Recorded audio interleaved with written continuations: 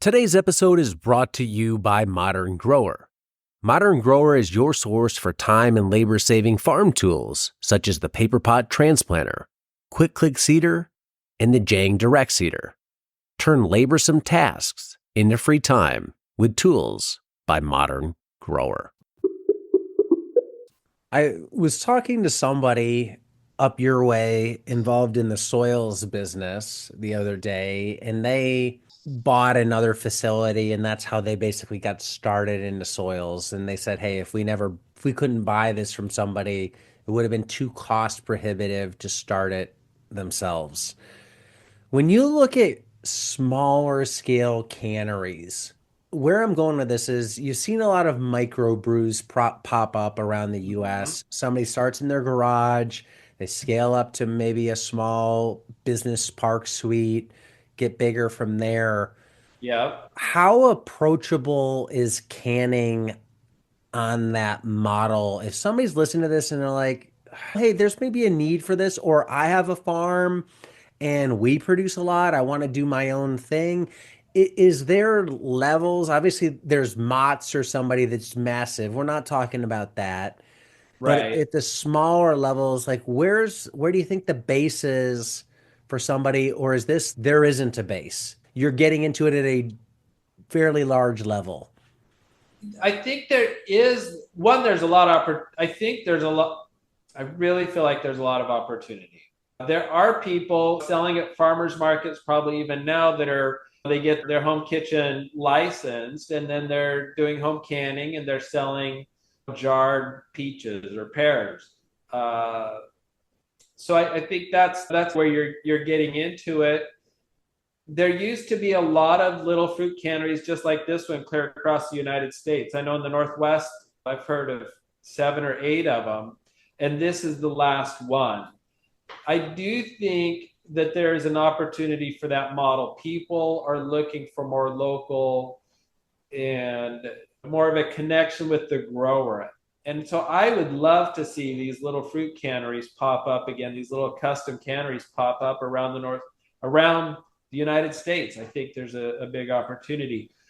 It is a little tricky. Food laws are a lot tighter than they used to be.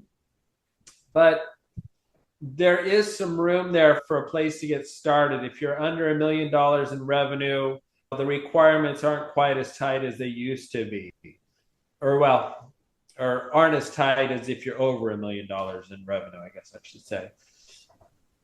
Which there's still things you need to do, food safety, there's things like that. You just want to be taken care of. What But about there is a real opportunity. what's that look like cost wise? If somebody was interested, let's throw the building out. And I'm not talking somebody doing this at home in their house in jars, somebody who's like on a mechanized line Right. and doing this where they can enough to generate some real revenue where it's not just like a little fun add-on thing. Right. What do you think you'd have to invest at the lower level to even It's hard to say. There is a lot. If you look online, there are resellers that are selling used food processing equipment. What you're going to want is you're going to want some conveyors. By moving things along, you're in a for our cannery is pretty small. We do if we have a big day, we might do 10,000 28-ounce cans a day. And in a year, we might do, if you're talking about boxes of 12, we might do 20,000 boxes a year. Before I came here, I was growing peas and sweet corn for Del Monte. And so I told the field rep I was going into competition with him. And he asked how many we did. So I told him that number. He said, oh, we do that in 2 or 3 hours. So I was like, you're not very worried then, are you? So it's the same thing, though. That 10,000 cans a day, when you compare that to somebody that's doing home canning, it's a different scale, but it just comes down to having conveyor belts, things moving along. There's about 20 people working in the cannery to produce that 10,000 cans a day. And so it's all about the process. Somebody's checking the pit cavities. Somebody's putting the peaches in the machine that cuts them in half. A group of people are peeling the peaches after we steam them. Other people are putting them in the cans. And so it's just workflow and being able to flow things along. But there's used equipment.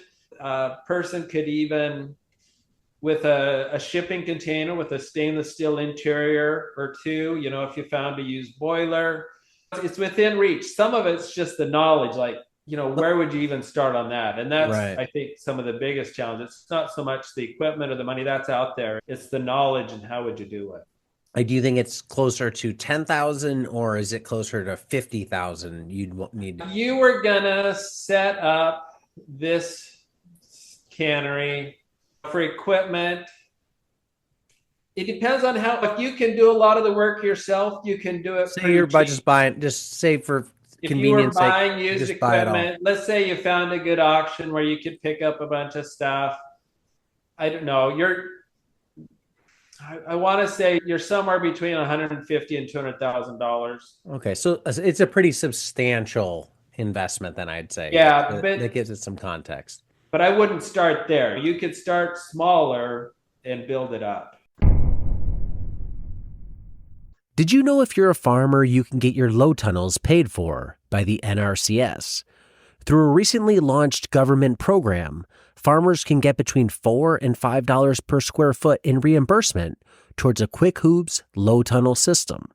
That's free money to help increase production on your farm. Learn more about Quick Hoops and the NRCS program at shop.moderngrower.co or using the link below.